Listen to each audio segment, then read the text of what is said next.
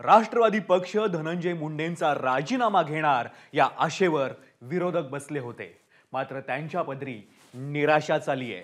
फक्त निराशाच नाहीये, तर त्याला वेदनेची झालरही लावली गेली आहे। कारण राजीनाम्याऐवजी विरोधकांच्या हाती धनंजय मुंडेंचं प्रमोशन लेटर पडलंय। राष्ट्रवादीने धनंजय मुंडेंना कोर कमिटीत मानाचं स्थान दिलंय। आरोप सिद्ध होत नाही तोवर कारवाई नाही, अजितदादांनी ठामपणे सांगितल्याचं कळतंय। पाहुयात हा स्पेशल रिपोर्ट। रोज नवनवे आरोप, कधी खुनाच्या आरोपींसोबत नाव जोडण्याचा प्रयत्न, तर कधी खंडणीच्या, कधी अब्जावधीच्या आर्थिक गैरव्यवहाराचा आरोप, तर कधी कौटुंबिक हिंसाचाराचा। कुणाला त्यांचं पालकमंत्रीपद हवंय, कुणाला त्यांचं मंत्रीपद। सुरेश धस, मनोज जरांगे, अंजली दमानिया, जितेंद्र आव्हाड अशा वेगवेगळ्या विचारांच्या लोकांच्या निशाण्यावर गेले 70 दिवस एकच नाव आहे, धनंजय मुंडे। अशा वातावरणात राष्ट्रवादी पक्ष धनंजय मुंडेंवर काय कारवाई करणार याकडे सगळ्यांचं लक्ष होतं।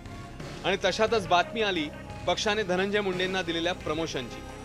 राष्ट्रवादीच्या कोर कमिटीची घोषणा झाली आणि त्यात धनंजय मुंडेंना मानाचं स्थान मिळालंय। विरोधकांनी काय करावं तो विरोधकांचा संबंध आहे किंवा त्यांचा अधिकार आहे। त्यांनी ते राजीनामा मागू द्या, काय करायचं ते करू द्या। पण पक्ष जो महायुती जी आहे त्या महायुतीत किंवा NCP पक्षात त्यांच्याविषयी तसं काही जेव्हा ते दोषी निघतील त्यावेळेला त्यांना निश्चित कार्यवाही केली जाईल। शेवटचा प्रश्न, आपले 7 जणांच्या कोर कमिटीत धनंजय मुंडेंसोबत अजित पवार, प्रफुल्ल पटेल, सुनील तटकरे, दिलीप वळसे, हसन मुश्रीफ हेही सदस्य आहेत। एवढंच नव्हे तर जहां नहीं चैना वहां नहीं रहना असं म्हणणारे भुजबळही कोर कमिटीत आहेत। आरोपांच्या चक्रव्यूहात अडकलेल्या धनंजय मुंडेंबाबत राष्ट्रवादी पक्षाचे प्रमुख अजित पवार आणि सरकारचे प्रमुख मुख्यमंत्री फडणवीस काय करतात याकडे सगळ्यांचं लक्ष होतं। सुरुवातीच्या टोलवाटोलवीनंतर या दोघांनीही धनंजय मुंडेंची मंत्री म्हणून पाठराखणच केली।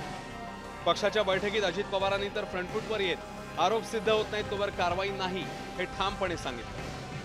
त्याबद्दल मी त्यांना सांगितलेलं आहे की तुमच्याकडं नुसते आरोप करण्यापेक्षा तुमच्याकडे असणारे पुरावे त्या SITला द्या, CIDला द्या, ज्यांच्या न्यायव्यवस्थेखाली ती इन्क्वायरी होती त्यांना द्या।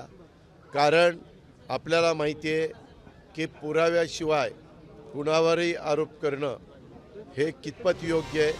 धनंजय मुंडे राष्ट्रवादीसाठी इतके महत्त्वाचे काय ते पाहूया। मराठवाड्यातला एक महत्त्वाचा नेता अशी त्यांची ओळख आहे। महाराष्ट्रात पंकजा मुंडेंप्रमाणेच वंजारी समाजात त्यांना महत्त्वाचं स्थान आहे। विरोधी पक्षनेते म्हणून काम केल्यानं राज्यातल्या विविध विषयांची त्यांना जाण आहे। राष्ट्रवादी काँग्रेस पक्षातील छगन भुजबळ यांच्या इतकाच महत्त्वाचा OBC चेहरा म्हणून धनंजय मुंडेंकडे पाहिलं जातं। स्वबळावर परळीसह बीड जिल्ह्यातल्या जागा निवडून आणण्याची क्षमता त्यांच्यामध्ये आहे। अजित पवार आणि देवेंद्र फडणवीस यांच्यातलं ते एक महत्त्वाचा दुवा म्हणून मानले जातात। अजित पवारांच्या पहाटेच्या शपथविधीत महत्त्वाची जबाबदारी त्यांनी उचललेली।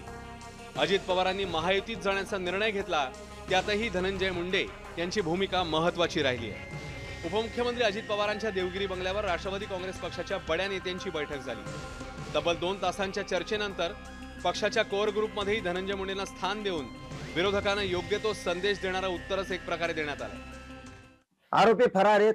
कोणत्या तरी बड्या नेत्याला फोन केला, बडा नेता कोण हे जनता सांगते, मीडिया सांगते, रेकॉर्ड सांगतोय, तरी तुम्ही अटक करत नाही। जे आरोपी फरार होते खुनाच्या टायमाला त्यांना कोणतरी सांभाळलंय, ते आरोपी नाहीयेत। आरोपी फरार आहेत।